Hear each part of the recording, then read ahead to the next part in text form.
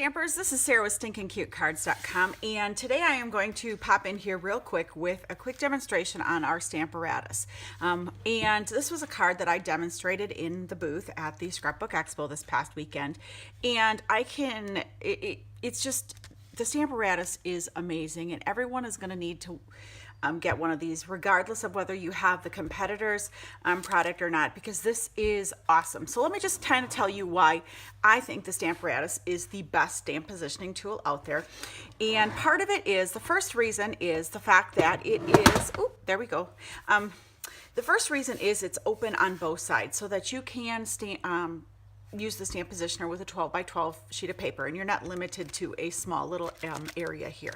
So that's pretty amazing. One of the other biggest things that I really like about our Stamparatus is that the grid is printed on the actual tool itself. It's not just a piece that you put in. It is here, and it is awesome. Not just that, it is also, if you can kind of see that, it's also printed on both of the stamping surfaces. That's another really big tool. Another big thing that I really like about the Stamparatus is the fact that you have not just one, but you have two hinges, two flaps that you can work with. And because they can be flipped around, you actually have 3 and 4. So that's pretty cool. And probably the next biggest selling feature for me is the fact that it's hinged. So you can ink it up, move it down, ink it up, move it down. And not only does it go vertically, it also goes horizontally. So I just really like the Stamparatus. The price point is nice. It's $49.95. We can pre-order that for you. They will ship out June 1st. So if you are looking to get a Stamparatus, I will have a link here on this blog post, and you can email me, and we will get you all set up to get your Stamparatus shipped to you on June 1st. So I really like the tool. It is amazing, and I was, it's just awesome. I guess it has blown me away. I will be doing some more videos and stuff and telling you why I'm finding that this thing is awesome. So I'm going to get a couple more of them for my classes, because I know my customers will really like them too. Okay, so I think you can time me, and I will stamp this image up in less than 2 minutes. And I will show you how. Okay, so the first thing is I have found that when you are stamping with your Stamparatus, sometimes it's kind of nice to put another pad behind it, because that will give you something to push against, some resistance when you're inking up your stamp.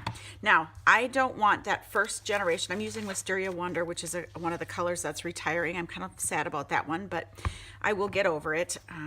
So I want that first generation of ink color to be gone, because I want my mountains to look like they're in the background there. So I'm going to ink up the first generation. I'm going to move it down. Whoops. Ink up the second and the third. So it kind of looks like my mountains are fading into the background there. And because it is the Stamparatus, if I were to happen to misstamp it, I could certainly go and re-ink that. No problem.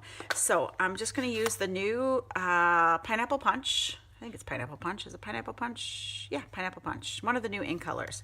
I'm loving the new style of ink pads too. So these are the stamping spots, and they come in your paper pumpkin kits that you get every month. You can get these uninked in the catalog and fill them with your own ink, any of the refills. But I like a dummy, was giving away my stamping spots as little incentives, because I have all the stamps. But then I was like, oh, good grief, you can use these for your Stamparatus, to ink up your Stamparatus. So become a Paper Pumpkin subscriber, because there's a different ink that comes every single month. So love it. And they work really well for the Stamparatus. So there we've got our Pineapple Punch Sun and our palm trees there. And then it's just a matter of inking up I'm done with that plate, so I'm going to move on. And we're going to ink up this one right here. And I'm using the new Coastal Cabana. Is anybody else really excited that this one is coming back? I know that I am. Woohoo! So I want to do the same technique, because I am using both the Coastal Cabana on the swirl as well as the water itself. I want to get rid of that first generation of ink color. So I've got the first one, and then I'm going to ink up our little Calypso Coral Beach Hut here, because everyone needs a little beach hut. Oh, I see have a little piece of paper there. I'll just get that off. Okay, so we're gonna ink that baby up right there. Give it a little walk on the wild side. Use your fingers to push down. And then we're just gonna flip it over and we're gonna ink up the rest of this baby. So I'm going to use the Coastal Cabana on our swoosh here. On the swoosh, come on. And just use my finger to get rid of any extra that would happen to get over on the other stamp. Now again, that's where those little stamping spots will come in really, really handy because you have a little more control. Ink up the Old Olive.